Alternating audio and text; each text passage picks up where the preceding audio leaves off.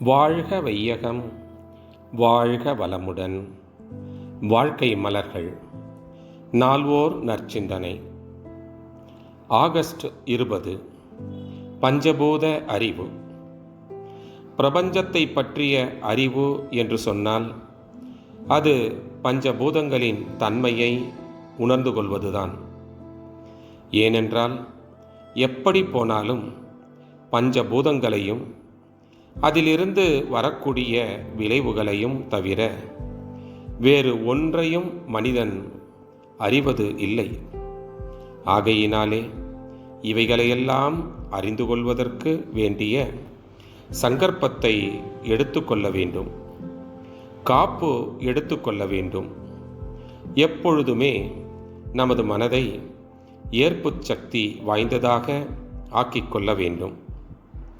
5 பௌதீக பிரிவுகளிடையேயும் நமது அறிவையும் மனதையும் ஜீவகாந்த சக்தியையும் செலுத்தி நமக்கு வலுவை தேடிக்கொள்ளுகின்ற தவமே பஞ்சபூத தவம்.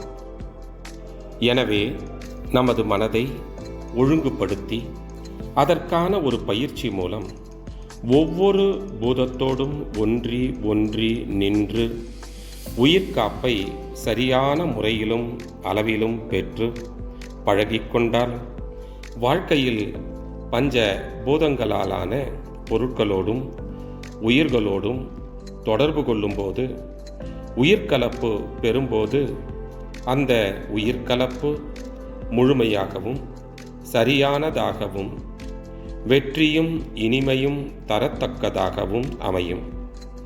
இந்த பயிற்சியால் பஞ்சபூதங்கள் ஒவ்வொன்றோடும் முறையாக முழு அளவில் ஏற்ற சங்கற்ப கருத்துக்களோடு உயிர்கலப்பு பெற்று பக்குவம் அடைந்த மனமானது எந்த அனுபவத்திலும் சலிப்போ வெறுப்போ தோல்வியோ ஏற்காத பக்குவத்தை பெறுகிறது. இனிமையை காத்துக்கொள்ளும் திறமை பெறுகிறது. அத்தகைய மனதினால் எப்பொருளோடும் இணைய முடிகிறது. எந்த சக்தியோடும் இணைந்து பயன் கொள்ள முடிகிறது. அந்த பொருளால் அல்லது சக்தியால் விளையக்கூடிய பாதகங்களில் இருந்தும் காப்பு பெற முடிகிறது. அந்த பொருள் மற்றும் சக்தி பற்றிய முழு விளக்கத்தையும் தெளிவையும் பெறவும் பயன் கொள்ளவும் முடிகிறது. அருட்தந்தை. வாழ்க வளமுடன். தொடரும்.